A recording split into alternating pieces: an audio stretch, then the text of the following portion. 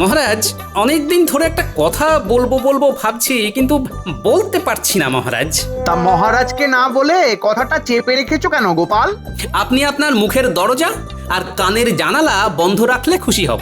যাই হোক, আমি জানতে চাইছি, আপনি তো কৃষ্ণনগরের রাজাধিরাজ মহারাজ কৃষ্ণচন্দ্র। হ্যাঁ, তো এতদিন পরে তোমার কি সে ব্যাপারে কোনো সন্দেহ আছে নাকি? না মহারাজ, আমার এই ব্যাপারে কোনো সন্দেহই নেই, কিন্তু একটা জিনিস জানতে চাই যে ওই আপনার শাসনকাল সম্বন্ধে আপনার নিজের জানতে ইচ্ছে করে কিনা। এতে অত জানা বোঝার কি আছে? কৃষ্ণনগরের শাসন কার্য দারুণ চলছে, দারুণ। মানে মানেটা খুবই সোজা মহারাজ। আমাদের রাজ্য ছাড়া অন্য রাজ্যের খবর নিলে জানা যাবে কোথায় কি হয়, আর তার নিরিখে কৃষ্ণনগরের স্থান কোথায়। তুমি মহারাজকে কি অপমান করতে চাইছো গোপাল? এই ধৃষ্টতা এই অধম গোপালের নেই মন্ত্রীমশাই, তবে ভালোরও তো ভালো আছে, তাই বললাম আর কি। আমাদের প্রজাদের তো পূর্ণিমা অমাবস্যা এটা সেটা সমস্যা লেগেই আছে। তা বাকি রাজ্যে কিভাবে সব সমস্যার সমাধান হচ্ছে আমারও মনে হয় সেটা জানা খুবই জরুরি। গোপাল ঠিকই বলছে, নিজের সৌন্দর্য কখনো নিজে বোঝা যায় না। বাইরের একটা দ্বিতীয় বা তৃতীয় ব্যক্তি যদি সুন্দর বলে তবেই আসল সুন্দর। এই তো মহারাজ, আপনার একদম খোলতাই মাথা। কি সুন্দর আমি চট করে বললাম আর আপনি ঝট করে বুঝে গেলেন। শোনো গোপাল, কোথায় কেমন রাজ্য পরিচালনা হচ্ছে সেই ব্যাপারে তোমাদের খোঁজ খবর নিতে হবে। যদি কোথাও থেকে ভালো কোনো বুদ্ধি পাওয়া যায় যা আমাদের রাজ্যের কল্যাণে কাজে লাগানো যাবে, তাহলে আমরা সেটা কাজে লাগাবো। হ্যাঁ মহারাজ, এটাই আমি বলতে চাইছিলাম আর কি। শোনো, তাহলে তোমার নেতৃত্বে একটা উচ্চ পর্যায়ের প্রতিনিধি দল বিভিন্ন রাজ্যের বিভিন্ন জায়গায় যাবে আর আমাকে সে খবর দেবে। না না, এসব উচিত নয়। এত তুলনা করে সময় নষ্ট করার কোনো মানেই হয় না। তুমি শুধু নামেই মন্ত্রী হয়েছ। শোনো, রাজ্য পরিচালনা করা একটা শিল্প, বুঝলে গোপাল? মন্ত্রী কথা বাদ দাও তো। মহারাজ, গোপালকে তোল্লাই দিয়ে এই কাজটা কিন্তু আপনি একদম ভালো করলেন না। মন্ত্রীমশাইয়ের সব কিছুতেই বাধা। মন্ত্রিত্ব বাধা লগ্ন, বিপত্তি তিথিতে জন্ম, তাই এরকম করছেন। শুভ কাজে দেরি করতে নেই গোপাল। সকল রাজসভাসদ আজকে বিকেলেই রাজবাড়ির মাঠে উপস্থিত থাকবে। তোমাদের যাত্রা তখনই শুরু হবে, আর কে কি দায়িত্ব নেবে সব আমি তখনই বুঝিয়ে দেব। যথা আজ্ঞা মহারাজ। হ্যাঁ, আজকে রাজসভা তাহলে এখানে শেষ হলো। গুঞ্জি, আর কষ্ট করতে হবে না, বুঝলে? সব ব্যবস্থা হয়ে গেছে। তুমি তুমি শুধু আমার জামা কাপড় আর কিছু শুকনো খাবার দাবার খেয়ে উঠে গুছিয়ে রেখো। হ্যাঁ, এ কি মহারাজ মাইনে বাড়াবেন না ভ্রমণে নিয়ে যাবেন? না না, ভ্রমণ করবো তো আমরা। আমি একটা জব্বর দায়িত্ব পেয়েছি, বুঝলে? ওই প্রতিনিধি দলের মাথা বলে কথা। ভালো, যা হবার তো সেই মহারাজেরই হবে, আমাদের আর কি। বেতন তো আর বাড়বে না। আমি তো বেতন বাড়ানোর কথা একবারও রাজসভায় উল্লেখ করিনি। তাহলে কি করে কাজ হবে? কাজ তো হতেই হবে গিন্নি।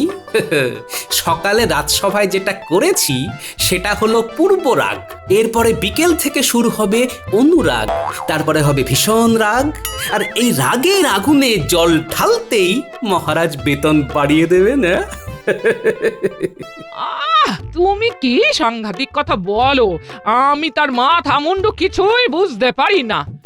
এখন কিচ্ছু বুঝতে হবে না গিন্নি, আগে মহারাজের প্রতিনিধি হয়ে ঘুরে বেড়ানোর মজাটা আচ্ছা করে নেব, তারপর ধীরে ধীরে আসল কাজ সারবো। ভালো।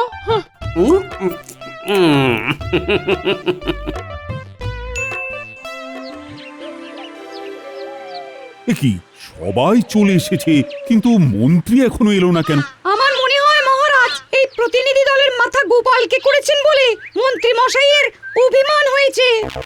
এসব ঠুনকো অভিমানের কারণ তো আমি কিছুই বুঝি না। ওই তো আমাদের মন্ত্রী মশাইয়ের ডান হাত চলে এসেছে। মন্ত্রীমশাই খুব অসুস্থ। দুমদাম শরীর খারাপ হয়ে গেল। আচ্ছা, এত অসুস্থ হলে কি করে হবে? এরপরে যখন অন্য রাজ্যের খবর কানে আসবে তখন তো মাথা ভোঁ ভোঁ করবে। সেসব কিছু জানি না মহারাজ, যাই হোক নাম। আচ্ছা শোনো, তোমাদের সবাইকে একসাথে পাঠিয়ে দিলে তো রাজসভার কাজ হবে না, আর রাজ্য রসাতলে যাবে। তাই আমি তোমাদের সকলের মধ্যে থেকে গোপাল, কবি, বিজ্ঞানী আর পণ্ডিত এই চারজনকে বেছে নিলাম। তোমরা চারজনে বিভিন্ন রাজ্য ভ্রমণ করবে, আর তোমাদের দলের মাথা হবে গোপাল। গোপাল দেখবে মূলত অন্ন সংস্থানের ব্যাপার, সভাকবি দেখবে বস্ত্র, বিজ্ঞানীর দায়িত্বে থাকবে বাসস্থান এবং পণ্ডিতের দায়িত্বে থাকবে শিক্ষা। তোমরা অন্তত দুটো প্রতিবেশী রাজ্য ঘুরে 15 দিনের মধ্যে কৃষ্ণনগরে ফিরে আসার চেষ্টা করবে। যথা আজ্ঞা মহারাজ। আপনার মাথায় ওটা কি? ওরে ওরে জলপট্টি রে জলপট্টি, ইহ, আমার এখন উচ্চ রক্তচাপ, সারা মাথা টনটন করছে, ঝনঝন করছে। এত চিন্তা করলে তো আপনার জ্বর চলে আসবে। আরে জ্বর যাতে না আসে সেই জন্যই তো আগে থেকে মাথায় জলপট্টি দিয়ে রেখেছি। কিন্তু আপনি এত চিন্তা করছেন কেন? অন্য রাজ্যের রাজ পরিচালনা কেমন হচ্ছে সেসব দেখার দায়িত্ব তো গোপালের কাঁধে। আপনি আপনার ঘাট থেকে চিন্তার ভূত ঝেড়ে ফেলুন। উফ, সে কি এত সহজে ঝেড়ে ফেলা যায়? গোপাল আর ওর দলবল 15 দিন ধরে অন্য রাজ্যে গিয়ে কি যে করবে তা কে জানে। ওখানে কিছু ভালো দেখলেই আমাদের রাজ্যের সাথে তুলনা করবে। আর সেই তুলনায় যদি অন্য রাজ্য ভালো প্রমাণিত হয় তাহলে তো মহারাজ আপনাকে তুলোধনা করবে। ওরে ওরে, সেটাই তো চিন্তার বিষয়। আমি এই রাজ্যের মন্ত্রী বলে কথা, কোনো সমস্যা খুঁজে পেলেই সব দোষ এই মন্ত্রীর মাথায় এসে পড়বে। উফ।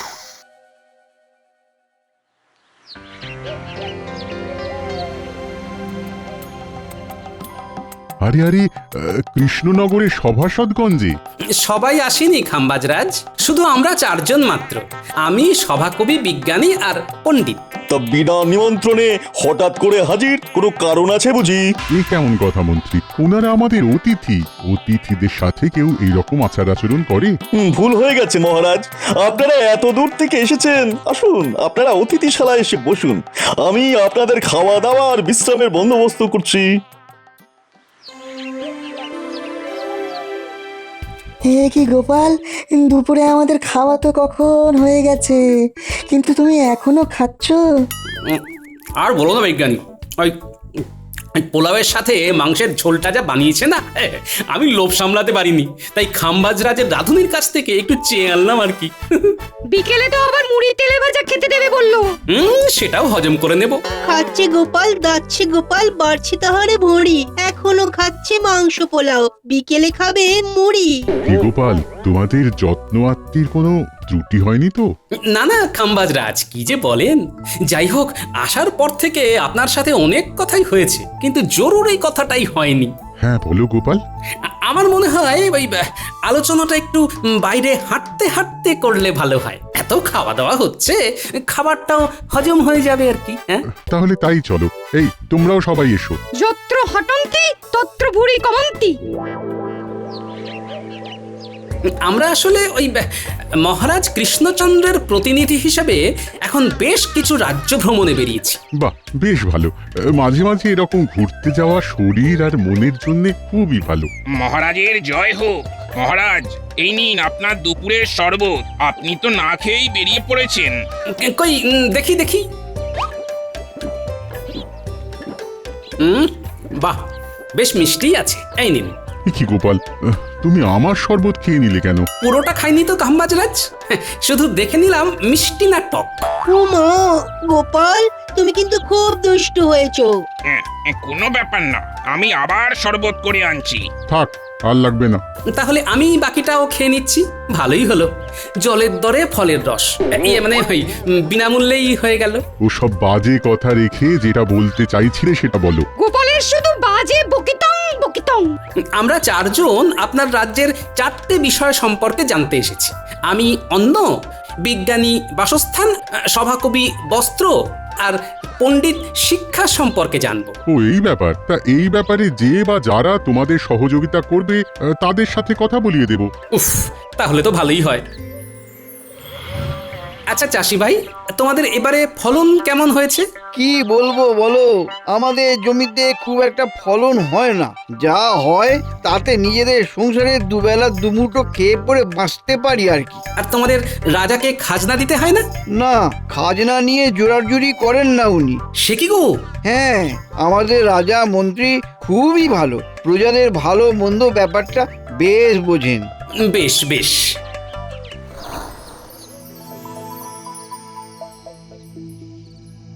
মা, তোমরা কত শাড়ি বুনছো গো?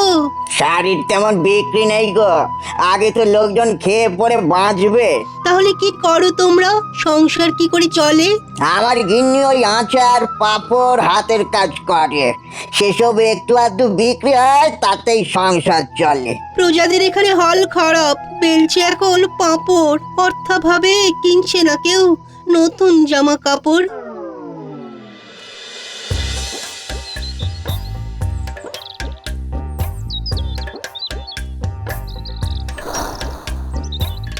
আচ্ছা, সেই জন্যে খাম্বাজ রাজ্যে নতুন বাড়িঘর হচ্ছে না।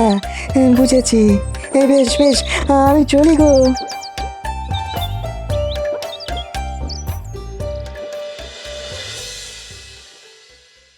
আমি কিছু বলবো না, আগে তোমরা সবাই বলো লোকজনের সাথে কথা বলে কি বুঝলে।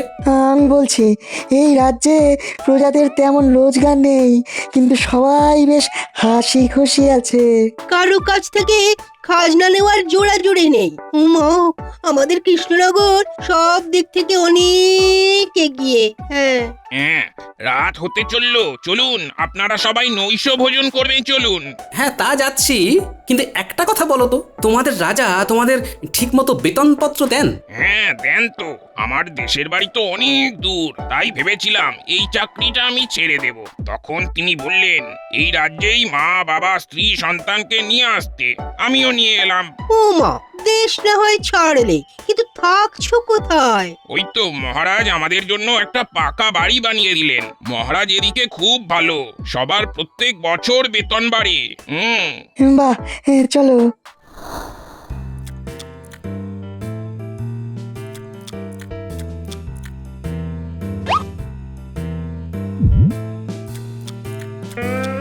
এ কি গোপাল, তুমি আবার আমার পাক থেকে রসগোল্লা তুলে নিলে কেন? একটু দেখলাম রসগোল্লাটা মিষ্টি না টক। উফ, তোমাকে নিয়ে তো আর পারি না। এই এই কে আছো? গোপালকে ভরপেট খাওয়াও।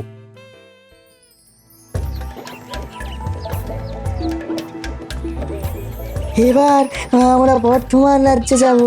তারপরে আরো যদি সময় থাকে তাহলে আরো বেশ কিছু রাজ্য ঘুরে দেখব।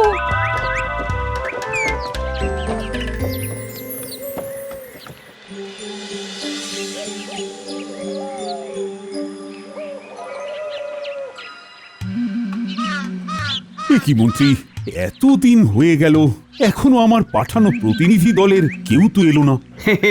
দলের মাথা যদি গোপালকে করেন, তাহলে তো আপনার কপাল খারাপ হবেই। আপনি তাই চিন্তা ভাবনা ছেড়ে দিয়ে রাজসভায় চলুন মহারাজ।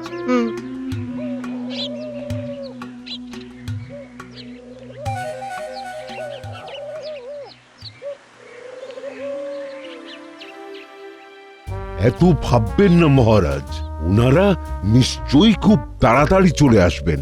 এই তো মহারাজ চলে এসেছি। আর অপেক্ষা করতে হবে না মহারাজ। আমাদের রাজ্য ভ্রমণ সম্পূর্ণ। হ্যাঁ, তা তোমরা সবাই কেমন কি দেখলে শুনলে সেটা বলো। মহারাজ, রাজস্ব আদায়ের দিক থেকে সব রাজ্যের থেকে এগিয়ে কৃষ্ণনগর। বাহ বাহ বাহ, সে তো ভালো কথা। তার মানে আমাদের রাজ্য প্রগতির দিকে আছে। কিন্তু মহারাজ, আয় কম হওয়া সত্ত্বেও অন্যান্য রাজ্য যখন রাজকর্মচারীদের বেতনের সঙ্গে মোটা ভাতা দিচ্ছে, তখন কৃষ্ণচন্দ্রের সভাসদরা ঘটি ঠুকবে কেন? কাজ না করে খালি বেতন বেতন করলে চলবে? অন্য রাজ্যের রোজগার কম, সভাসদের বেতন বেশি, আমাদের এখানে কম বেতনেই থাকতে হবে খুশি। আমার আর আজকে কিছু ভালো লাগছে না। যা কথা হবে আগামীকাল। তোমরা যে যার বাড়ি চলে যাও, আগামীকাল এই নিয়ে কথা হবে। মহারাজ, আজকে কিন্তু একটা হেস্তনেস্ত করতেই হবে, আমি বলবো না। মহারাজ, খাম্বাজ রাজ্যে, বর্ধমান রাজ্যে আমাদের মতন শিক্ষার সুব্যবস্থা নেই। থাকলেও পাঠশালায় ছেলে পুলে আসে না। আমার যদি বেতন না বাড়ে তাহলে আমি কি করে পড়ানোর অনুপ্রেরণা পাবো? ওমা, অবস্থা তাঁত শিল্পেও মহারাজ। এখন তাঁতিরা পাঁপড় বেলছে, আর আমাদের সভাসদরাই যদি ভালো কাপড় জামা না পরে তাহলে তো একই অবস্থা আমাদের রাজ্যেও হবে। মাইনেটা বাড়ান না। হ্যাঁ মহারাজ। ওরা সবাই সত্যি বলছেন। আর কতদিন পুরানো বেতনে কাজ করব? বাজারের পচা শাক সবজি আর মাছ খেয়ে থাকবো নাকি? সেসব খেয়ে রোগ হলে আবার পাচনের খরচ। আচ্ছা দেখছি। উফ অমন্ত্রী, আমাদের কোষাগারের কি অবস্থা? মহারাজ, কোষাগারের যা অবস্থা তাতে বেতন বাড়াতে গেলে প্রজা কল্যাণমূলক কাজ সব বন্ধ হয়ে যাবে মহারাজ। ও বাবা, তাহলে তো বেতন বাড়ানো যাবে না। রাখুন তো মন্ত্রীর কথা। একদম বাজে কথা বলবে না গোপাল।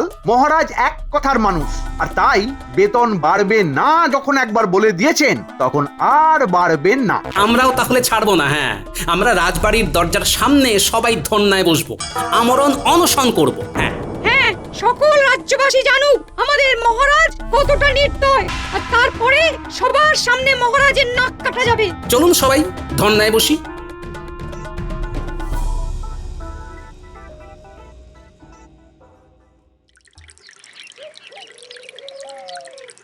আমাদের দাবি মানতে হবে, আমাদের বেতন বাড়াতে হবে, আমাদের দাবি মানতে হবে, আমাদের বেতন বাড়াতে হবে। ন্যায্য ভাতা দিতে হবে, নইলে আমরা আমরণ অনশন করব। দিতে হবে, দিতে হবে, দিতে হবে, দিতে হবে। আমার কিন্তু খুব চিন্তা হচ্ছে মন্ত্রী। এরকম সব রাজসভাসদ যদি ধর্নায় বসে থাকে তাহলে তো রাজ্য লাটে উঠবে। মহারাজ, আপনি নিজেই নিজের বিপদ ডেকে এনেছেন। গোপালকে আর 5টা রাজ্যের খোঁজ নিতে বলেই এই রকম দাবি করার সুযোগ করে দিয়েছেন। ঠিকই বলেছো মন্ত্রী। দেখুন মহারাজ, অনশন আর কদিন করবে? কদিন আর না খেয়ে থাকবে? খিদে পেলে সুরসুর করে অনশন আন্দোলন তুলে রাজসভায় এসে বসবে। এইসব যাত্রাপালা দেখে ভেঙে পড়লে চলবে না মহারাজ। ন্যায্য ভাতা দিতে হবে, আমাদের দাবি মানতে হবে, আমাদের বেতন বাড়াতে হবে। আসবো জাহাপনা। কি ব্যাপার, তুমি এত রাতে? কোনো বিশেষ খবর আছে? আছে জাহাপনা আছে। আমি এখন কৃষ্ণনগর থেকেই আসছি একটা খবর দেওয়ার জন্য। আমাদের দাবি মানতে হবে, আমাদের বেতন বাড়াতে হবে, ন্যায্য ভাতা দিতে হবে, দিতে হবে, দিতে হবে, দিতে হবে, দিতে হবে। কি এত বড় সাহস? ঠিক আছে, আজ এক্ষুনি দুধ পাঠাও, আমি সব খবর চাই। ঠিক আছে জাহাপনা, আমি দুধকে এক্ষুনি ওখানে পাঠাচ্ছি। মহারাজ কৃষ্ণচন্দ্রের জয় হোক। নবাব বাহাদুর আপনার জন্য এই পত্র পাঠিয়েছেন মহারাজ। সর্বনাশ, আগামীকাল নবাব বাহাদুর আসছেন। আর সেই রাজ কর্মচারীদের সাথে অসন্তোষ নিয়ে কথা বলবেন। এই সেরেছে, তাহলে তো সারে সর্বনাশ মহারাজ। তাহলে কিছু তো বুদ্ধি দাও, কিভাবে নবাবের হাত থেকে রেহাই পাবো। আরে আমার তো যত সব অকম্মার ঢেকি। উফ, এখন তো দেখছি যাদের জন্য আমার বিপদ তাদের কাছেই যেতে হবে।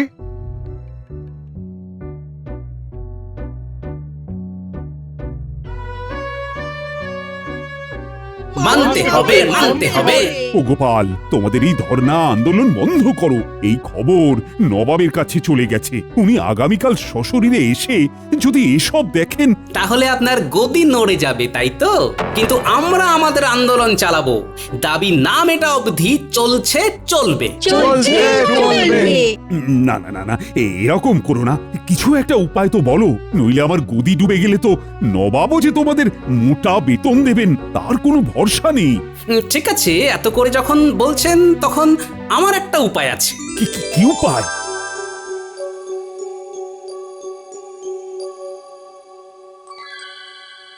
আচ্ছা বেশ বেশ। কি কৃষ্ণচন্দ্র, শুনলাম সব সভাসদ ধর্ণা করছে, অনশন করছে। না, আমরা ওসব করছি না, আমরা রাজবাড়ির কাজ করছি। এই যে আমি দরজা জানলা পরিষ্কার করছি। মহারাজ, রান্না হয়ে গেছে, আমি খাবার ঘরে গিয়ে খাবারটা রাখছি, কেমন? আচ্ছা বেশ। কি রাজসভাসদরা তো এসব দাসীদের কাজ করছে। ওরাই করতে চায় আর কি। আপনি একটু বাগানটা ঘুরে আসুন। আচ্ছা।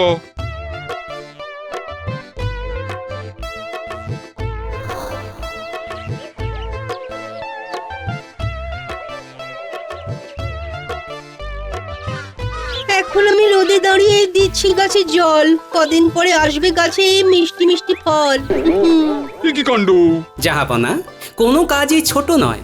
বেতন বা ভাতা উপযুক্ত হারে না পেয়ে আমরা বাধ্য হয়ে এমন এমন কাজ করছি, এতে রোজগারটা যা একটু বাড়ে। আরে এই যা, গোপাল হাটে হাঁড়ি ভেঙে দিল। এইভাবে সভাসদদের যদি কাজ করে খেতে হয় তবে রাজ্যের কাজ হবে কি করে? আমি আজকে থেকেই রাজ্যের জন্য অনুদান পাঠানো বন্ধ করে দেবো। তাতেও যদি কাজ না হয় আমি তোমাকে এই রাজ্য থেকে অপসারিত করব। ওরে বাবা রে বাবা, এরকম করবেন না জাহাপানা। তাহলে আজকে থেকে এই সবার বেতন বাড়াও, আর যাদের যা কাজ তাদের তা করাও। দূর দূর, কি কুক্ষণে যে চার মূর্তিকে ভিন রাজ্য ভ্রমণে পাঠালাম। ও মা গো, আজ তো সব তাজা সবজি, টাটকা মাছ, কি ব্যাপার! সবই কায়দা করে ফায়দা। ইয়ে মানে ওই বুদ্ধির জোরে বেতন বাড়ার ফল।